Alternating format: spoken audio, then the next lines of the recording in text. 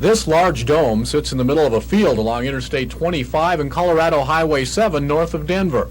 It's been the focal point of a lot of curiosity, but it's what's inside the dome that's so important. This is the CP2 Doppler radar system. It's part of a study which will get underway in May to find out what happens inside a thunderstorm. The radar unit has been placed inside this plastic air-supported bubble to protect it from the winds it's been set up to study. Without the dome, the big 28-foot dish wouldn't be able to turn.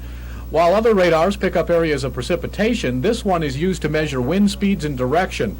The unit is so sensitive it can pick up the flight of a bee 20 miles away. It's the best technology ever put to use in the study of thunderstorms.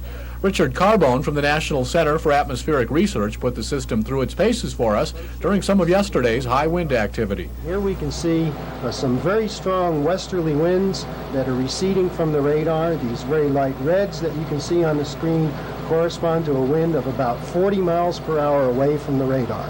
How is it helpful to be able to see both the reflectivity and the velocity of the winds in determining problems with thunderstorms?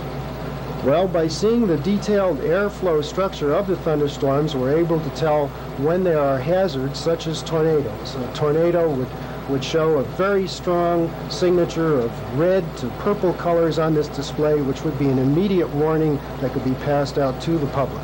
Here's the way a line of thunderstorm cells looked last summer on ordinary radar. This is the way the thunderstorms look to the Doppler system.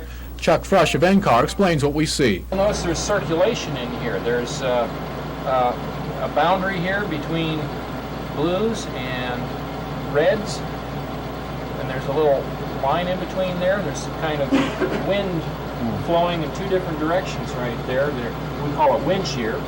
It was some type of wind shear or downdraft which is believed to be responsible for this airplane crash. On August 7th, 1975, this Continental Boeing 727 crashed while taking off from Denver Stapleton Airport in a thunderstorm. There have been other incidents like this at other airports all across the country.